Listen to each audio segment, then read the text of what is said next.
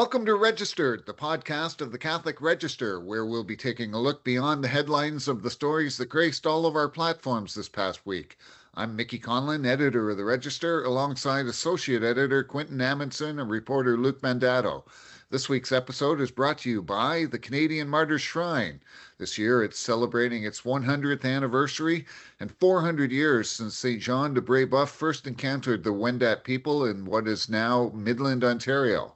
Hey, speaking of the shrine, great night. Luke and I attended the Centennial Gala for the shrine. They put on a fantastic show, raised up a lot of money for a lot of projects for this 100-year-old building and property. So it was a real pleasure to attend it. It was also a special night for us. You've heard us talking about our latest project, Missions and Martyrs, which is the magazine that is celebrating the 100th anniversary of the shrine and 400 years since Brébeuf encountering the Wendat people. So we got to see it for the first time ourselves. And wow, again, as I have been saying all along, what a pleasure that's been. So, and also, regular listeners, you'll recall last week's episode, which was dedicated solely to the shrine with director Jesuit Father John O'Brien. So, let's have your thoughts. First, Luke, on the gala. What do you think? Is that your first big black tie gala?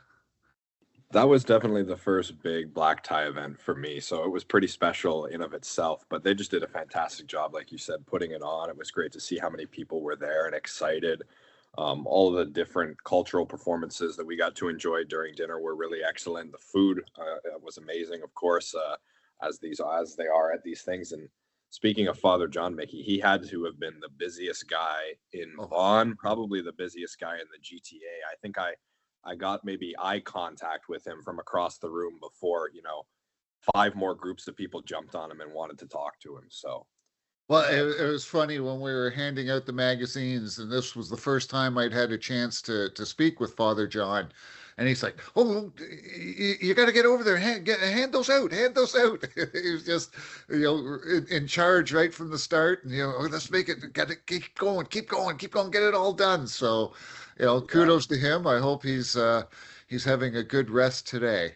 Absolutely, and he deserves it. Many, many more celebrations to come this year. I know they have some masses planned in the summer, and I know he mentioned last week on the show a couple big events and concerts in the fall that I'm hoping to get down to as well. So, there's the big concert and the anniversary mass. I guess it's 3 weeks this Saturday. And Leahy, the Catholic band from they're out Lakefield, Ontario way, they'll be performing. So we might be sending you up there to cover that. And I don't know, Quinton, you may want to fly in from Calgary just for it. What do you think? I think there will be a lot of stuff happening out here that it'll all be good. well, Salt and Light, who we were sitting with Father Haig from Salt and Light at our table last night, and he assured me that Salt and Light's going to be all over it. Of course, Salt and Light we've partnered with many times over the years. So keep an eye on that. You can catch the anniversary mass and all the festivities that will be going around that anniversary mass. So how about the magazine? Let's talk about that. Of course, Quinton, you haven't seen it yet, but be assured, those PDFs we sent you, they come out. We're very proud of what the final product is. So what did you think of that, Luke, from seeing it firsthand? Yeah, it's always really special, and a big shout out to our art team and our publishing team again to have that physical ready to go. We had it all set up at a nice table there. I remember seeing our Lives Lived for Life magazine for the first time when I was at the March for Life, actually, when they were handing them out up there a few years ago, and that was a very special moment. But to see this one as well, it's just incredibly done. The stories are laid out really nicely. Like I said, the art direction's really beautiful, and people seem to be loving it, Mickey. I know we saw some people grazing around the table and getting their copy while they could. We were handing some out at the end of the night, and I think every person either left with one or were leaving with someone that had left with one. So it was great to see. It was a great chance to sort of get it out there for the first time. And I think I took 4 or 5 copies to spread around for the family myself here at home. So it was. Well, Quinton, that's what, about the 3rd magazine of ours that you've worked upon in your time here? Yeah, there's been I would say probably the 4th magazine, and then we did that special spread during a couple editions about human trafficking and about addictions, which was one of my favorite projects for sure. So it's been a few, but I mean, in terms of just the overall momentum and things coming together, this is probably right up there, in terms of it working out, perfectly, and the grassroots donors, the advertising, the stories themselves. It was a project that seemed to end up firing on all cylinders, and we have to be very grateful for that at the Register. Yeah, so for people out there listening, you can go and check it out on catholicregister.org. You can see where you can order it, or you can go up to the Martyrs Shrine itself, which I'm going to encourage everyone to do for this anniversary. And there will be plenty of copies sitting in the gift shop up there. We've got James Zammit and Oscar Parra. They're on their way up there, probably as we speak right now, to deliver a bunch at the shrine at the gift shop. So I believe they'll be available on June 5th. So if you get a chance, go on up, and don't be afraid to look at catholicregister.org and order your special copy of it. So.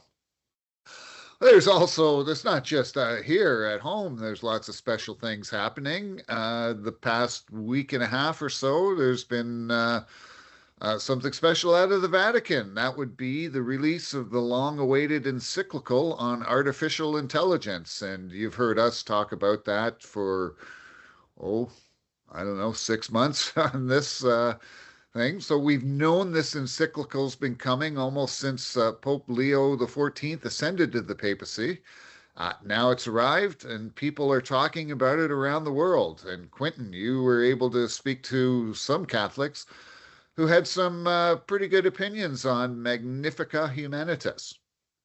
Yeah, thanks, Mickey. Of course, I had to go to the Canadian Catholic creator of Magisterium AI. It's the world-leading Catholic AI platform, and that he was very much inclined to receive some guidance there, and he was very struck by the Tower of Babel and the Rebuilding Jerusalem 2 road construct that Pope Leo XIV came out with, because Matthew Harvey Sanders has been like, well, we could either go down a golden road or we could go down a dark road here. And what he was very encouraged, being at the launch himself, is that Anthropic, like one of their co-founders and really one of the other people that helped to program the personality of Claude the chatbot, we're standing there in collaboration with, Pope Leo XIV. So maybe there's a good sign that the industry in Silicon Valley would be open to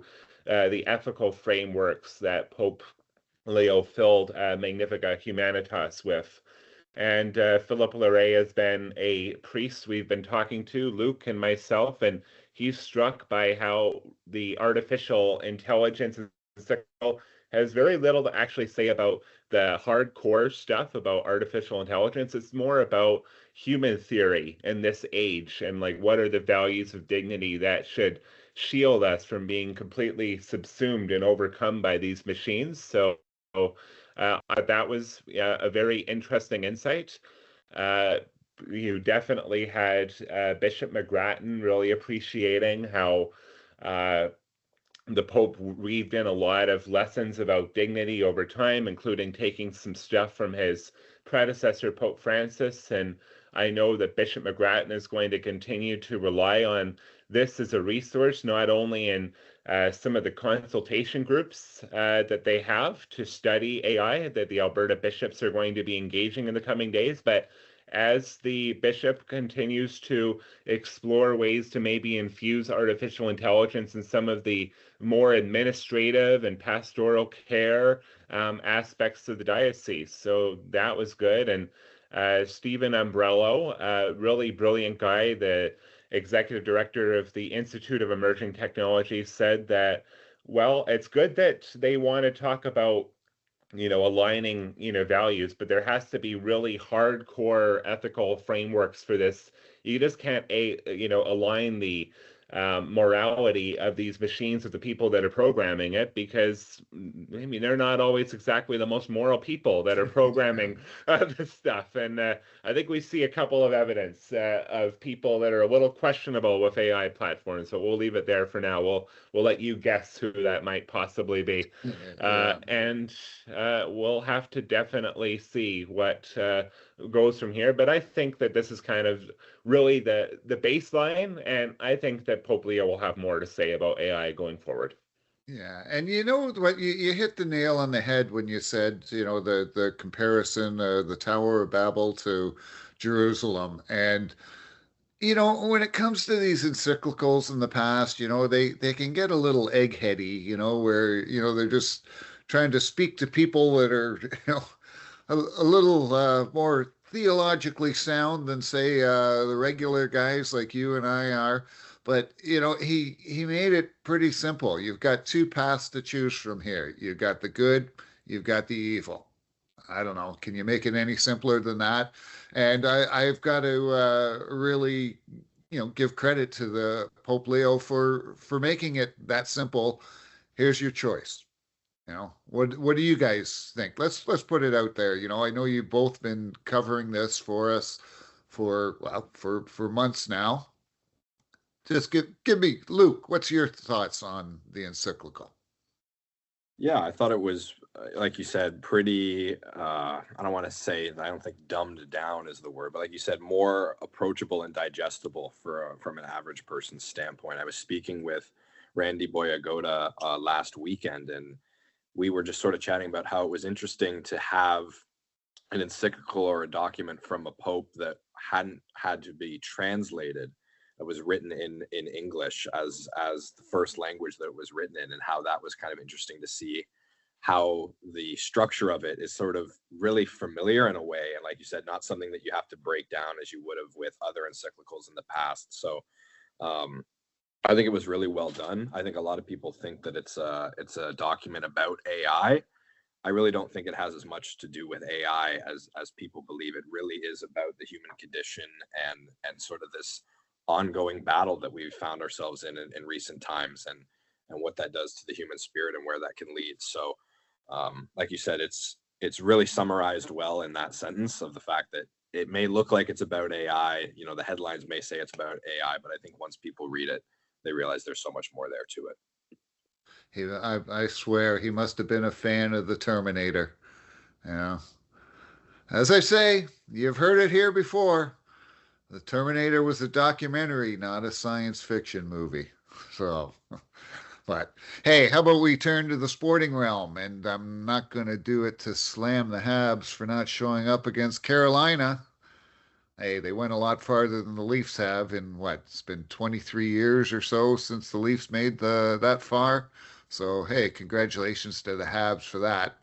But our big view this week is about the World Cup soccer extravaganza coming to a soccer pitch near you in Toronto and Vancouver. June 12th here, Canada versus Bosnia-Herzegovina, which is going to be absolutely fantastic to see.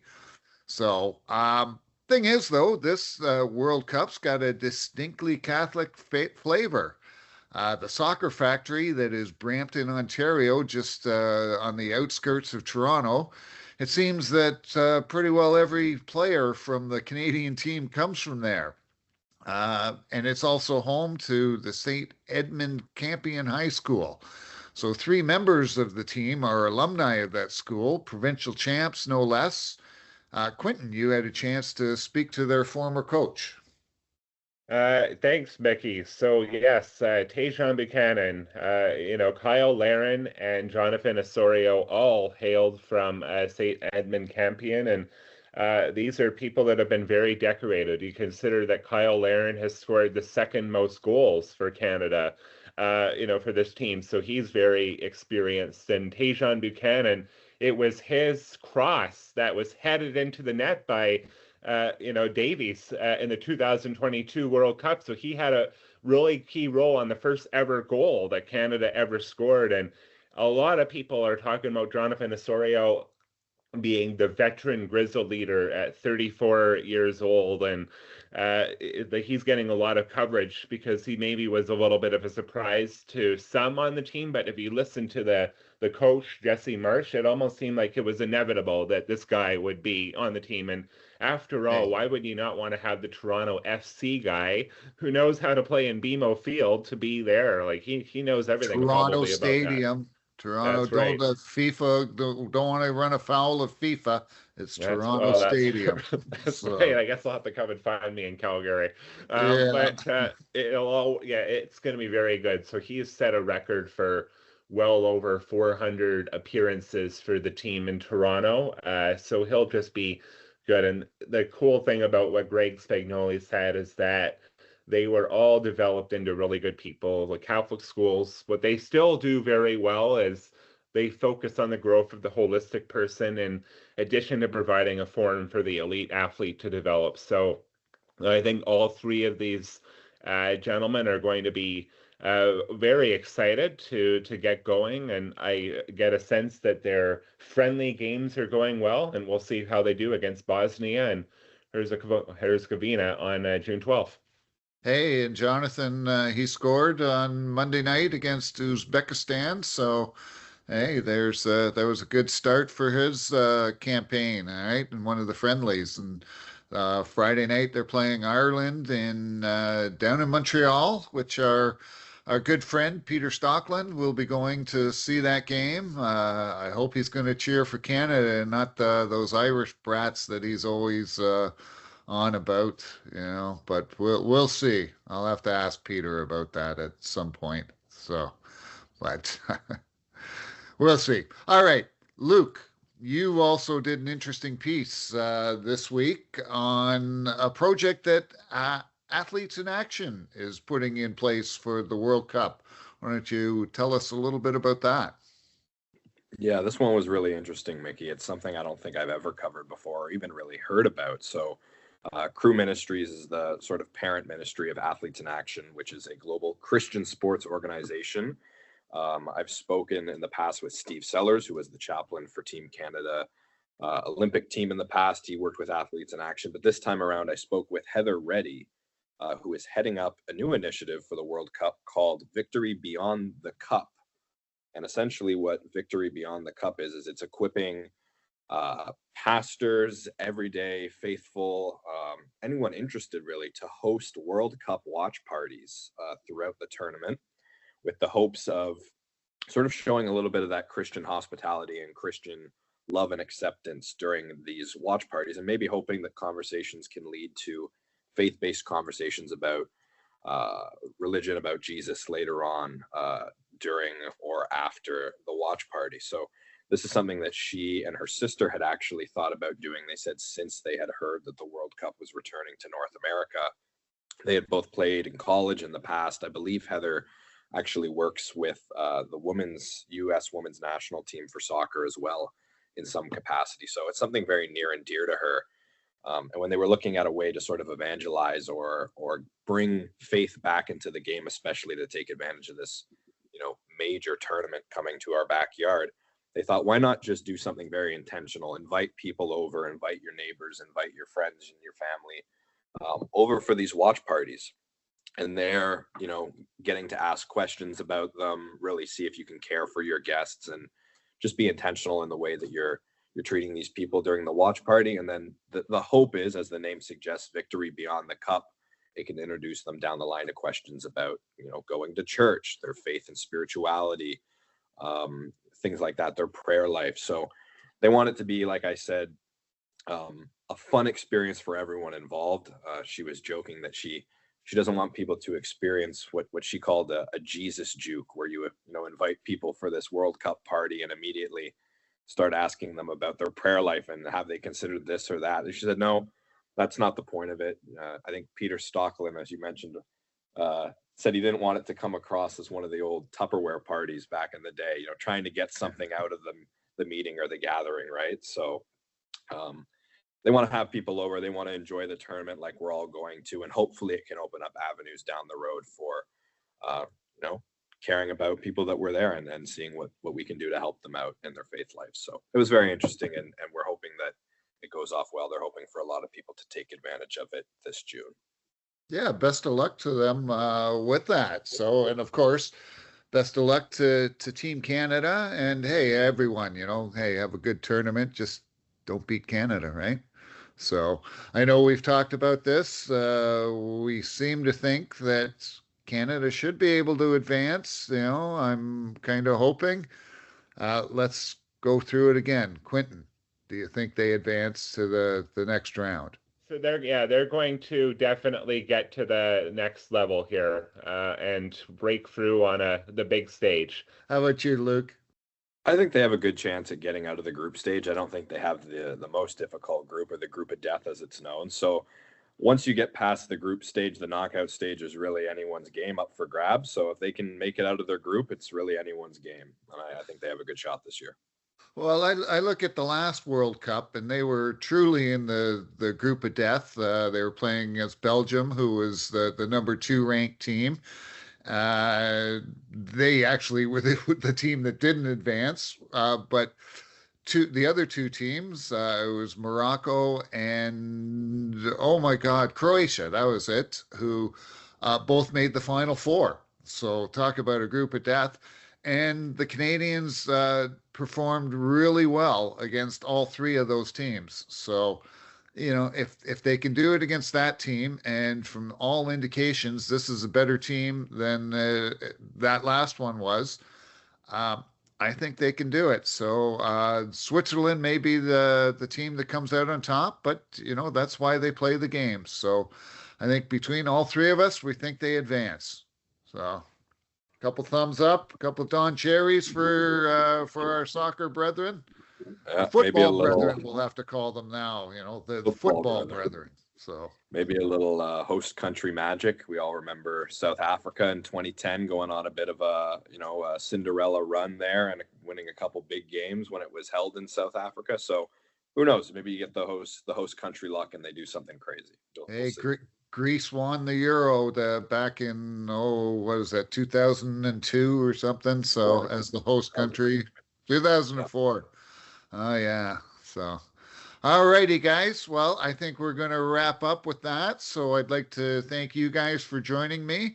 I'd like to thank all of you for tuning in. And remember, please go to catholicregister.org for all the updates on Catholic news from around the world. Find out about our Missions and Martyrs magazine. And of course, thanks to Martyrs Shrine, the sponsor this week. The Martyrs Shrine is celebrating 100 years and 400 years since St. John de Brébeuf began ministering to the Wendat people in the area. So again, thanks very much for tuning in, and we hope to see you next week.